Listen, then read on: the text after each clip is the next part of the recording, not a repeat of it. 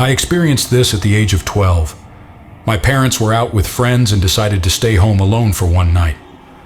I was in my room at 4:30 a.m. when I heard the sound of knocking from the front door and found myself waking up.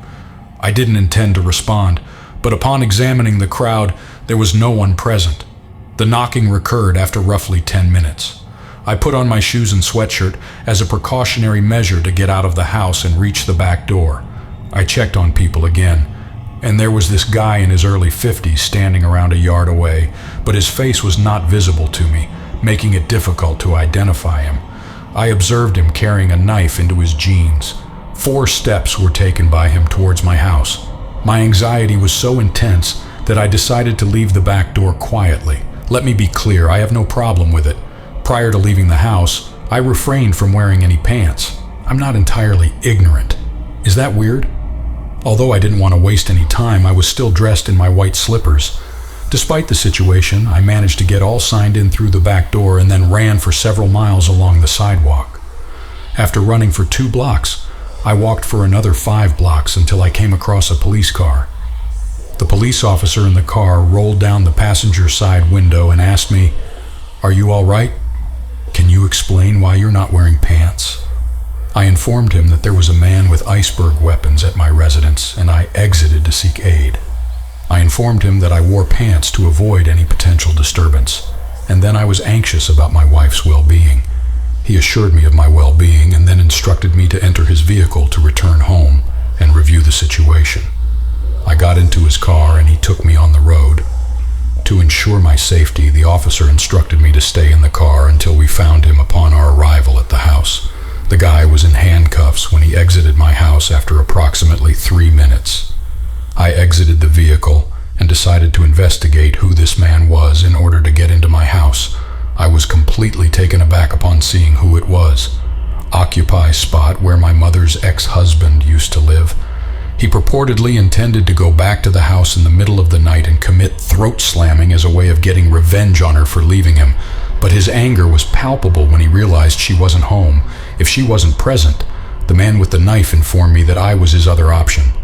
He complimented me by stating, "You're lucky that you got out of the house and caught the police. If not for this, you would have perished."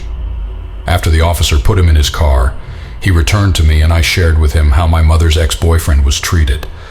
My parents were informed about it after he called and brought me over, as per their statement. I gave him my mom's number, he called her, and they said they were going somewhere. My parents were informed about the incident by the officer after a period of roughly 5 minutes, when they returned home. Subsequently, I disclosed everything to my parents. Despite being aware of my safety, they are perplexed as to why I left the house while still wearing my underwear. I simply informed him that I was scared for my life and didn't want to waste any time. They grasped the situation. The officer departed as the person with the knife was taken away. After that, I went back into the house with my parents and was sent to the living room to tell them the whole story once more. They were relieved that I wasn't in harm's way. I'm currently 23 years old and have my own dwelling, but I make sure to lock it before departing or going to sleep. My mom's former boyfriend has been absent from our conversations, and we hope he doesn't return. I had a strong dislike for being alone at home, especially during nighttime. The old house creaks and groans appeared to have taken on a life of their own, echoing through the empty rooms like haunted whispers. I was given the usual instruction to stay safe as my parents had gone out for a dinner party earlier in the day. With the clock ending, I attempted to keep my attention on the movie. The TV's soft glow encircling the living room, the setting did not alleviate the discomfort that was brewing in my stomach. I was frenzied by every slight sound, and the windows inside were murky like a choir of distant whispers. I opted to retreat to my bedroom, confident that the comfort of my own room would alleviate the growing sense of fear. After putting my feet on the bed and pulling in the covers, I felt an unsettling sensation as a light suddenly burst through the room. It was like coming from the hallway, but with more light. I brushed it aside, attributing the sensation to the old house's peculiarness. I closed my eyes and there was a faint sound, almost invisible. It was footsteps. My vision expanded, and I struggled to pay attention. The peaceful house was characterized by a rhythmic sound that was carefully chosen. I was filled with panic as I realized that the footsteps were not mine. It was a profound realization, and I lay motionless in bed. The eerie rhythm was within my ears. I couldn't resist. I cautiously got out of bed. My bare feet collided with the cold floor. I stood in the shadow of the hallway, with the moon's warmth glinting through the curtains. The footsteps persisted, becoming louder as they went. Against my best efforts, I pursued the sound of a lump in my throat. Steps dragged me down the corridor and into the depths of darkness. I felt a sudden surge of energy and fear as my ear became inundated with it. Footsteps came and went as soon as I got to the end of the hallway. It was a deafening silence that followed.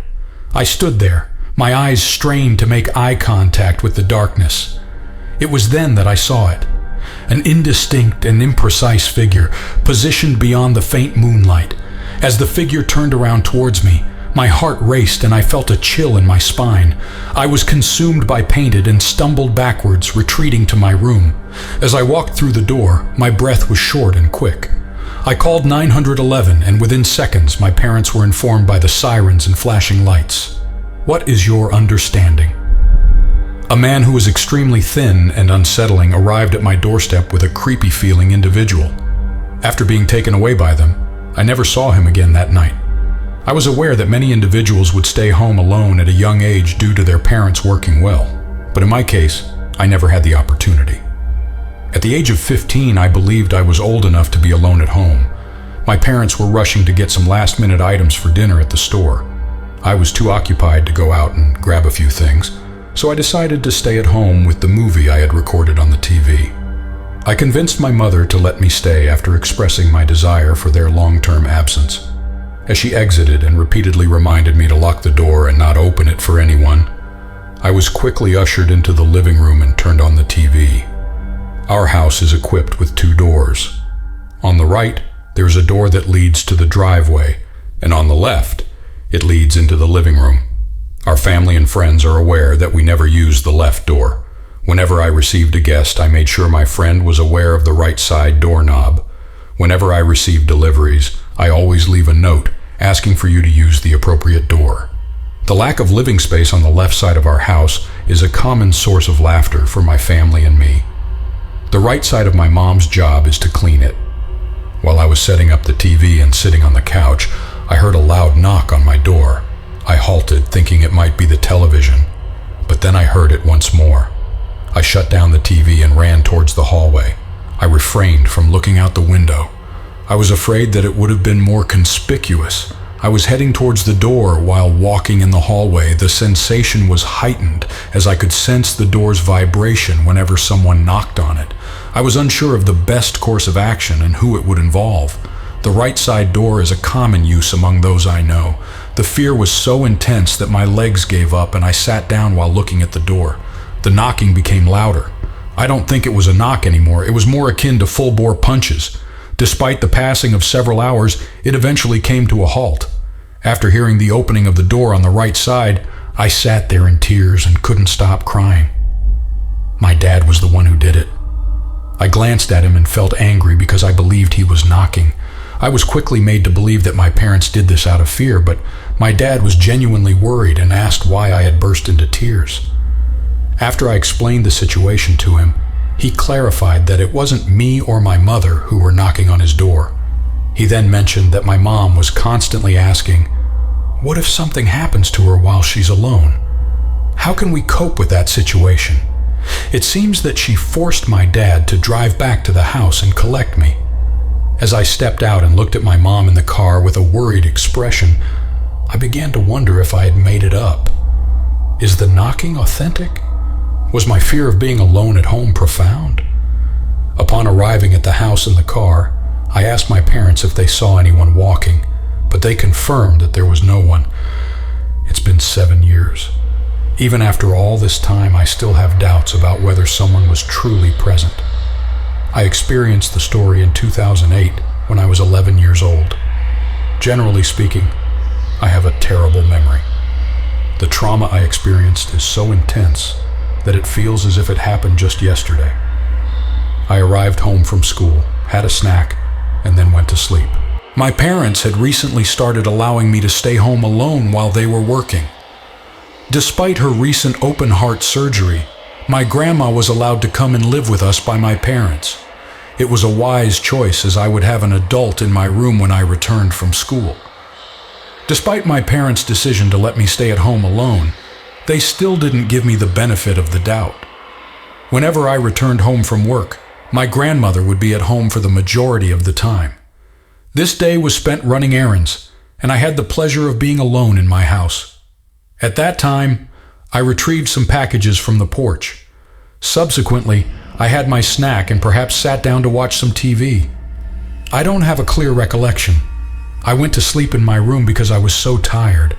I was aware that my grandmother would be home at any point, but my parents wouldn't be back from work until later.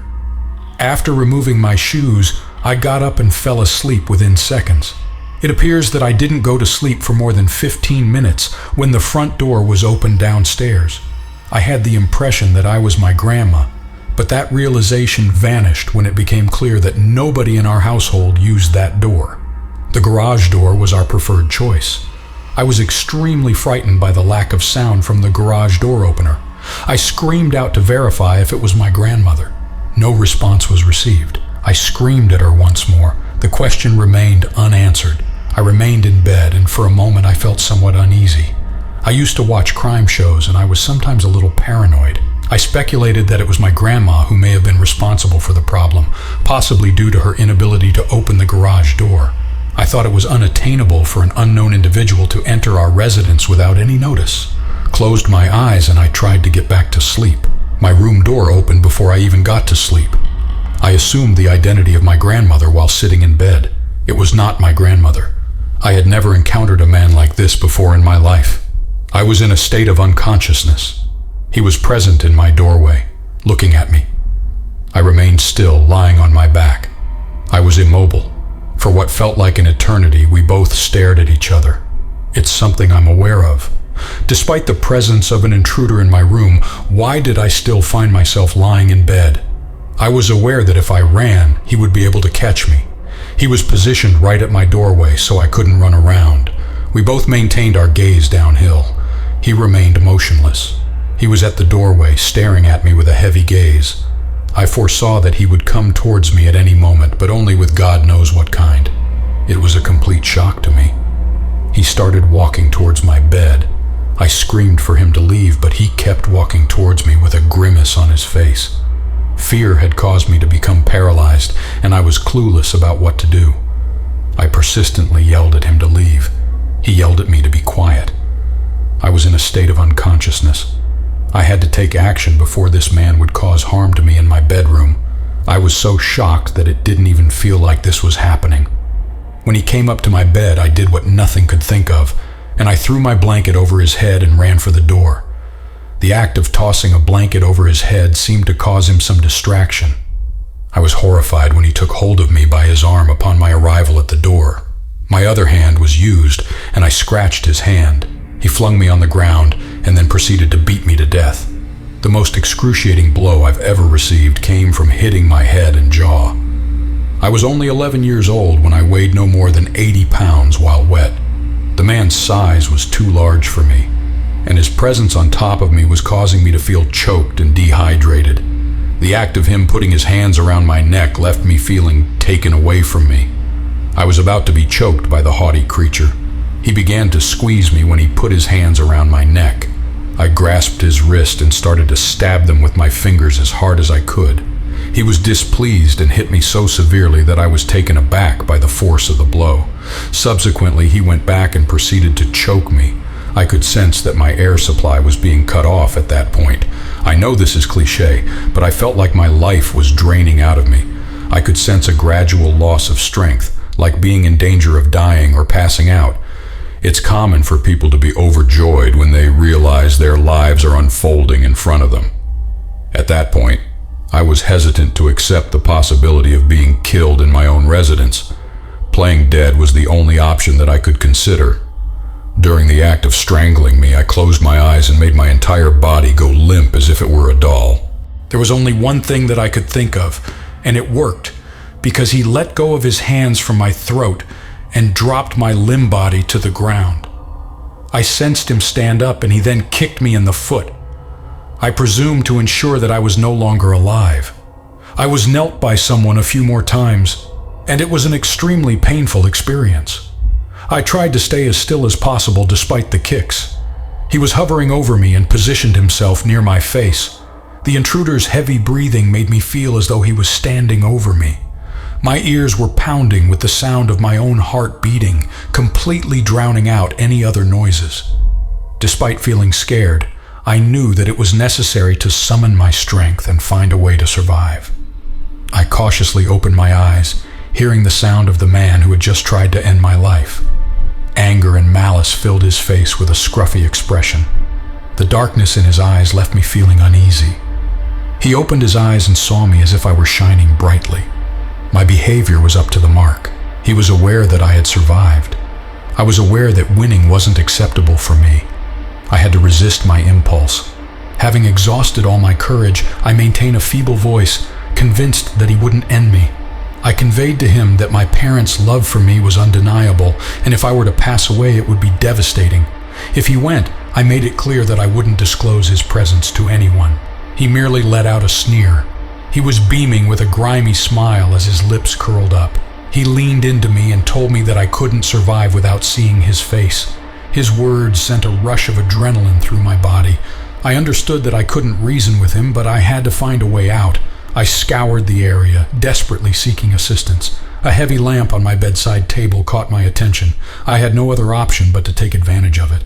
With great force, I kicked him to the ground and hurried towards the lamp, grasping it with all my might. The intruder made a run for me, but I managed to swing the lamp and hit him with his head. He slid back, but I was not able to witness his complete reaction because I started running after hitting him. I took advantage and headed towards the door. My body trembled with pain every time I took a step, but the fear kept me moving forward. He was walking heavily behind me, closing in at a fast pace. I had to find a way out. When I got to the top of the stairs, I made a quick decision.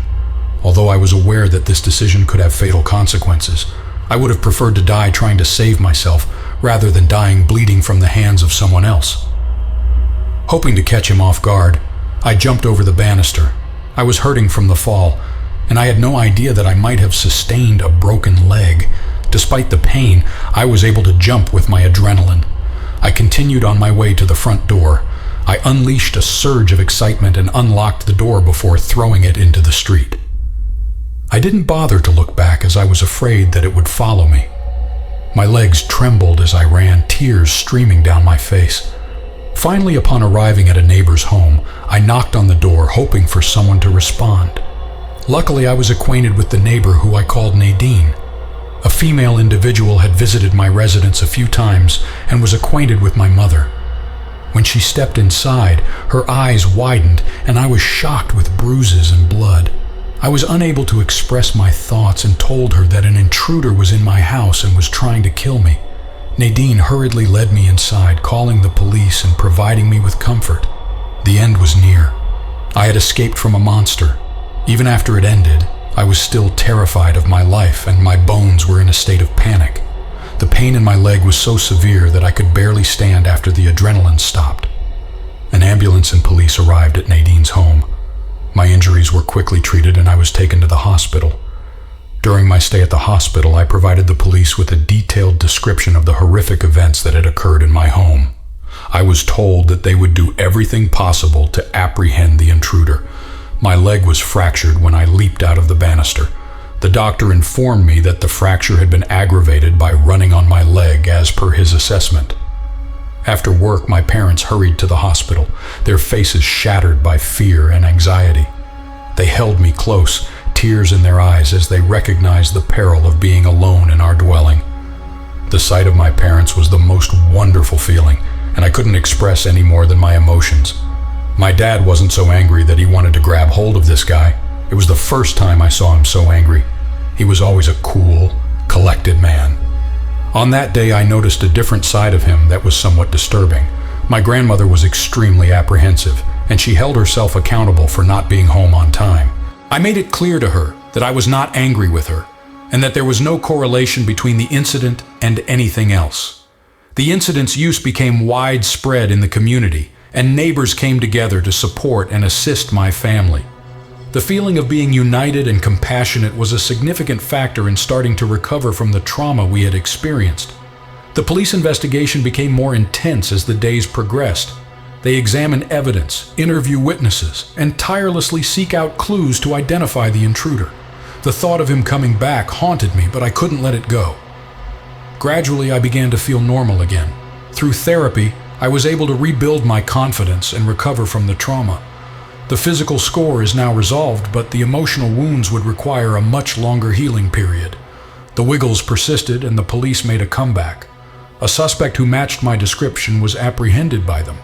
It was discovered that he had been imprisoned before for minor offenses. I was taken aback to find out that he had never been locked up for murder or assault. There was an abundance of evidence against him, and he had confessed to attacking me. My parents were notified by the police that he had broken into our home through the friend's door. After grabbing the packages from the porch, I purportedly forgot to lock it, and it was a surprising revelation that he lived just 2 doors away from us. It seems that he had gone to be with his ex-girlfriend after assaulting me.